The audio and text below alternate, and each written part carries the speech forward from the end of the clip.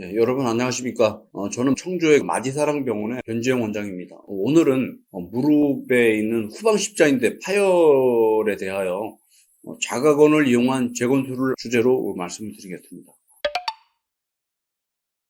후방십자인대는 무릎의 전방십자인대와 같이 무릎의 안정성에 아주 중요한 역할을 하고 있거든요. 전방십자인대가 무릎이 앞쪽으로 밀리는 것을 방지하는 역할을 한다면은 후방십자인대는 무릎이 뒤쪽으로 밀리는 것을 예방하는 아주 중요한 인대가 되겠고, 사실 전방십자인대보다는 후방십자인대가 훨씬 더 강하기 때문에 전방십자인대 파열에 비해서는 그래도 비교적 덜 발생이 되는 그런 인대 손상이 되겠습니다. 주로 다치게 되는 기전은 전방십자인대의 경우에는 다양하게 파열이 될 수가 있지만은 대부분의 후방십자인대는 주로 체중이 실린 상태에서 뛰어가거나 계단 같은 데서 내려오다가 무릎을 땅에 찍고 넘어지는 경우입니다. 이렇게 되면은 지금 그림에서 보시는 바와 같이 무릎이 뒤로 충격을 받으면서 이때 후방십자인대가 파열이 돼서 끊어지게 되거든요. 대부분 이런 손상이 되게 되면은 피가 찰 테니까 무릎이 많이 붓고 아프고, 병원에 가면은 주사기로 관절에 있는 피를 뽑아보거나 그러면은 어느 정도 진단이 될 수는 있는데, 의외로 후방십자인대 파열이 된 분은 진단을 못 받으니까 당연히 치료도 잘 안 되겠죠. 그래서 이제 만성적으로 가는 경우를 저희는 종종 볼 수가 있습니다. 근데 실제적으로 진단하는 건 그렇게 어렵진 않습니다. 후방십자인대 파열이 된다면은 이렇게 무릎을 뒤로 밀고 당겨볼 때 무릎이 많이 뒤로 동요가 되는 것을 쉽게 확인할 수가 있거든요. 지금 동영상에서도 환자의 무릎이 이렇게 뒤로 덜렁거리는 것을 쉽게 볼 수가 있습니다. 이렇게 되면은 이제 후방십자인대 파열이 됐구나 하는 것을 어느 정도 의심은 할 수가 있는데, 좀 더 객관적인 검사를 한다면은 텔루스 장비를 이용한 인대 부하 검사가 있습니다. 이 검사는 엑스레이를 찍는 것인데요.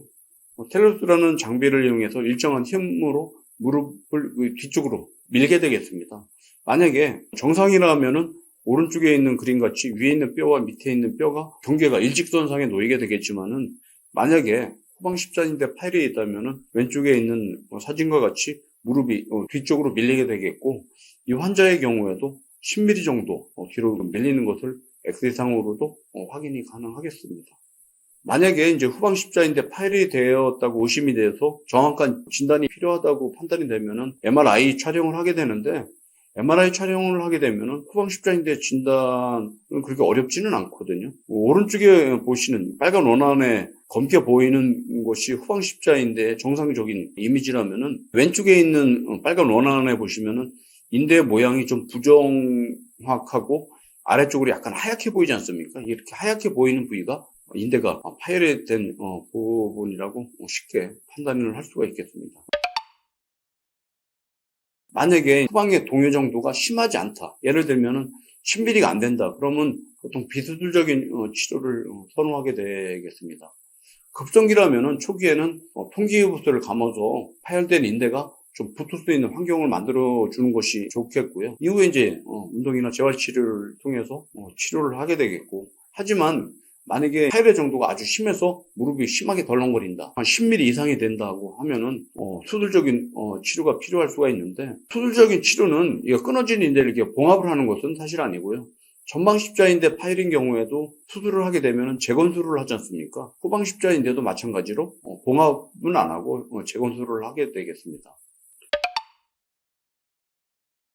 보통 재건술을 하게 되면은, 요즘에는 전방십자인대 파열에서는 자가건을 이용한 재건술을 많이 하지만은, 후방십자인대 파열인 경우에는 아직까지도 재건술을 할 때 타가건을 주로 많이 이용을 하게 되겠습니다. 아마 후방십자인대 파열이 있는 분이 있다면은 잘 아실 텐데, 막상 후방십자인대 파열이 돼서 병원을 갔지만은 설령 그분이 무릎을 전문으로 하는 쇄관절 전문이라고 하더라도 후방십자인대 재건술을 쉽게 권하지 않거든요. 하지 말라고 하거나 아니면 이제 결과가 좋지 않다는 얘기를 한 번쯤은 들어보셨을 것 같습니다. 저도 이제 과거에 그런 경험을 다 했었고요. 제가 판단하기에는 타가건을 이용한 후방십자인대 재건술이 결과가 좋지 않은 이유가 몇 가지가 있습니다. 그 중에 하나는 전방 십자인대 재건술과는 다르게 후방 십자인대 재건술을 하게 되면 그 이식물이 통과해야 되는 길이가 길고 이게 몇 군데에 걸쳐서 갑자기 각도가 꺾이는 뼈에 이렇게 걸리는 부위가 있거든요. 그렇게 되니까 아무래도 타각건 이식물이 쉽게 재생이 안 되고 닳거나 늘어나거나 끊어지는 상황이 되니까 궁극에는 그렇게 되면은 수술하기 전하고 비슷하게 덜렁거리는 동요와의 상태가 남게 되겠죠. 또 하나는 타각건을 이용하다 보면 면역학적으로 염증 반응이 잘 생길 수가 있거든요. 그럼 이제 붓고 물이 차고 그러다 보면은 관절 안에 있는 연골도 상하게 되고 그럼 이제 염증도 생기지만 궁극에는 관절염이 쉽게 올 수가 있으니까 후방 십자인대 재건술을 했지만 동요는 그대로 남고 관절염이 2차적으로 오니까 사실 의사 입장에서는 수술을 안 원하는 이유가 충분히 될 것 같습니다. 저 또한 한 20년 전부터 후방 십자인대 파열에 대해서 재건술을 시행을 해왔고요. 초기에는 저 타각건을 이용한 재건술을 했었습니다. 저도 마찬가지로 그 기간 동안에는 결과가 이렇게 좋지 않았습니다. 그래서 저 나름대로는 이제 고민을 좀 많이 해서 개선을 하려는 노력을 계속 해왔었고요. 저 개인적으로 전방 십자인대 재건술에 있어서 자가건을 이용한 수술을 한 지가 벌써 10년이 넘었거든요. 이제 그 결과가 좋은 걸 스스로 경험을 하면서 저는 이제 판단이 됐고, 그러면은 후방 십자인대 재건술을 할 때 자가건을 이용해서 좀 해볼 수 있지 않을까 하는 그런 고민을 많이 하게 됐습니다. 근데 이제 문제가 그러기 위해서는 이식물이 좀 길이가 길어야 되는데 무릎의 반건양건이라는 힘줄은 길이가 제가 원하는 만큼은 좀 나올 수가 있겠더라고요. 지금 보시는 그림이 이 아래쪽에 있는 그 힘줄이 반건양건이 되겠습니다. 옆에 보시는 그림은 반건양건을 채취해서 후방 십자인대의 역할을 할 수 있게 성형을 한 그런 실제 사진이 되겠습니다. 좌측에 있는 그림은 수술하기 전에 텔로스 장비를 이용해서 후방 동요 검사를 한 사진인데 한 10mm 정도 후방 동요가 있었거든요. 근데 우측에 있는 사진은 수술이 끝나고 상당 기간이 지난 다음에 후방 동요 검사를 했을 때 뒤로 밀리는 것이 거의 없는 아주 완벽한 결과를 얻은 그런 사진이 되겠고, 지금 보시는 그래프는 대한골연부조직 이식학회지에 나와 있는 결과와 저희 거를 이제 비교하는 것인데, 대부분 이런 학회지에 논문을 발표하는 분이라면은 경험도 오래되셨고 수술의 능력도 뛰어난 분이라고 저는 이해를 합니다. 이분의 논문을 보면 타각건을 이용했을 때 본인의 그 수술 결과에 있어서 후방 동요가 3.35mm 정도 남아있다고 발표를 하셨는데, 저희 같은 경우에는 평균 1mm 정도밖에 남지가 않거든요.